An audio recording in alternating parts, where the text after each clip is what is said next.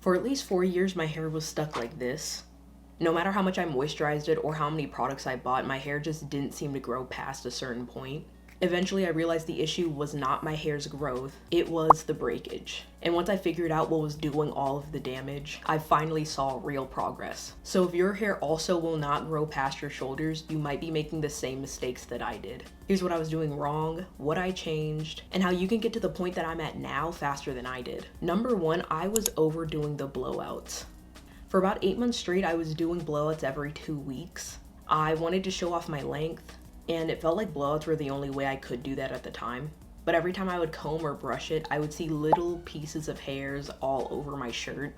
Like my shirt was covered in tiny little hairs all over because my hair was breaking off so bad.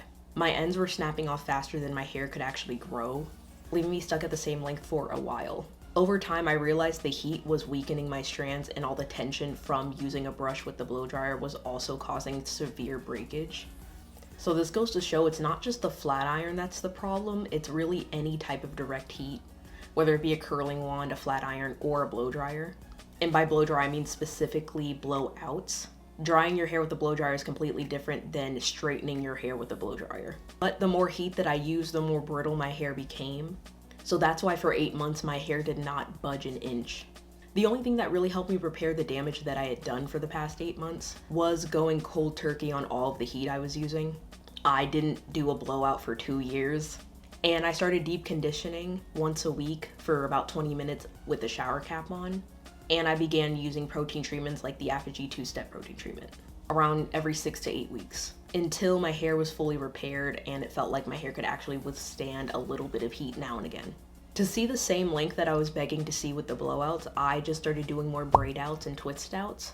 You can see length without having to use heat, and that's precisely what I did for a little bit just so that I didn't pick up the blow dryer again.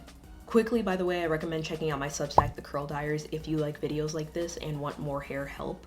I make content and blog posts similar to this video.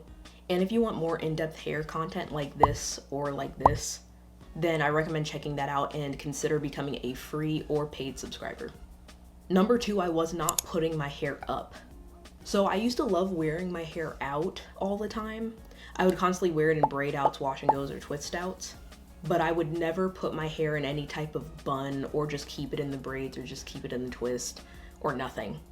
I didn't even do box braids or anything for about 2 years.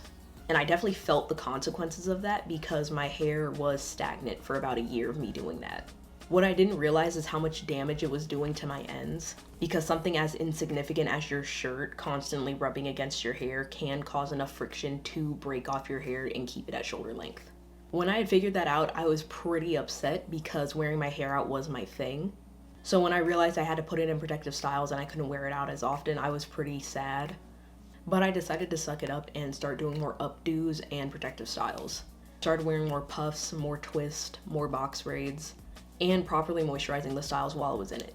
I would re-moisturize my hair about every 2 to 3 weeks. But don't do what I did for the first 2 years and wear box braids back to back to back, because I ended up getting some severe breakage in the crown of my head.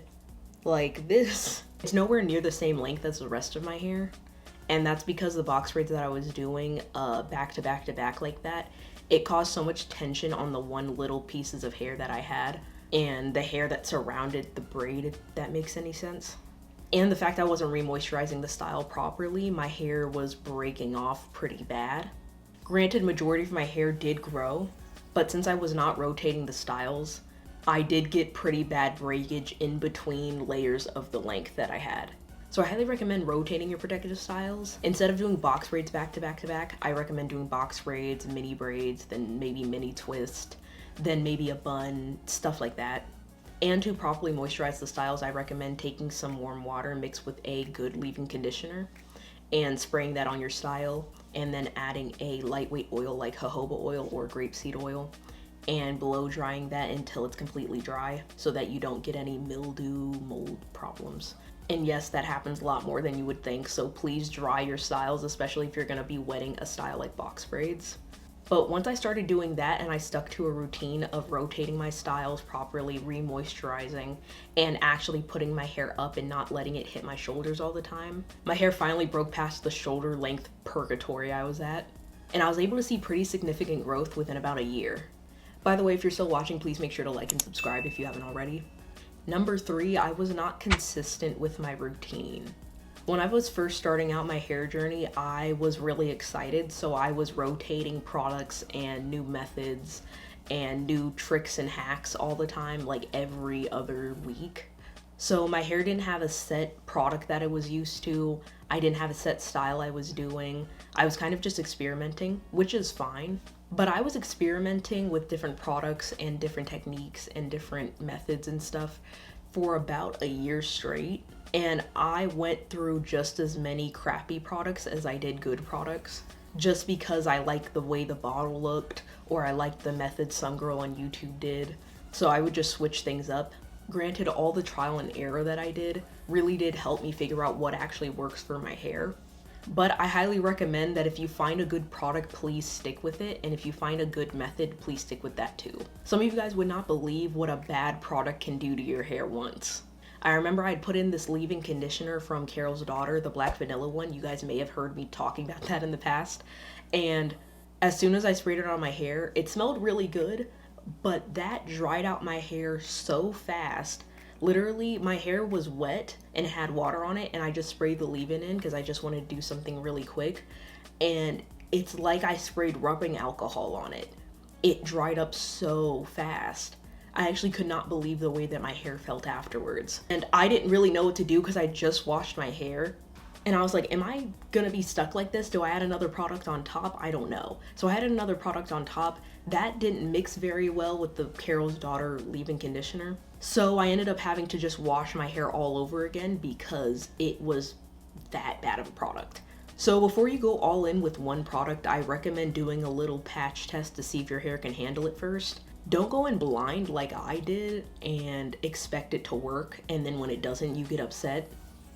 I don't know why I assumed it was just gonna work off the bat, but I definitely didn't expect it to make my hair feel the way that it did. Another thing I would do with my routine is I was using way too many protein treatments once I found out what protein treatments were. I was probably using a protein treatment once a week for about a month straight, and then my hair became all stiff and started breaking off pretty bad, and I had no clue what I was doing wrong. It turns out I had protein overload because I didn't know what I was doing, and I was just doing whatever I saw other people saying I should do. Once I figured that out, I realized I need to put a deep conditioner in for about 30 minutes to an hour to help reverse some of the protein that I had put in. But those are some examples of me not sticking with a routine that I knew worked and not doing things in moderation. Like I said, the trial and error is necessary for figuring out what your hair needs, but you don't need to do a protein treatment once a week for 6 weeks straight. And you also don't need to put a brand new product all over your hair and then realize it doesn't work to realize that you shouldn't have put it all over your hair. One thing I see a lot of people doing that's really hindering their hair progress is they're not super consistent with deep conditioning. In my opinion, deep conditioning is one of the more important steps of my entire hair week routine. If I don't deep condition, my hair feels it. And I think a lot of our manageability problems could be solved if we just deep condition more regularly and properly. So the way that I became more consistent with my routine is I actually stuck with the products that worked for me. I kept to a schedule of protein treatment every 6 to 8 weeks, deep conditioning once a week, and I made sure to do the LCO method, the leave-in cream oil method, or the liquid cream oil method. And I was doing that pretty consistently for about 6 to 8 months, and I did see a big difference in how my hair's quality was at the end of the 8 months. I was making way too many mistakes at once, but at least I can tell y'all what you shouldn't be doing. And that's why my hair was stuck at the length that it was for a long time. So if your hair feels stuck at shoulder length, it's likely not a growth issue, but a breakage issue. So take a look at your habits and see where you're going wrong. Like, are you using too much heat? Are your ends actually protected? And are you actually consistent with your hair care routine? But that's all of my tips. Be sure to check my Substack in the description box, The Curl Diaries, if you wanted more hair tips like this. And if you even wanted a chance to chat with me directly about any hair advice that you might want. Don't forget to like and subscribe if you haven't already. And check out these recommended videos if you want more hair help. But yeah, that's it.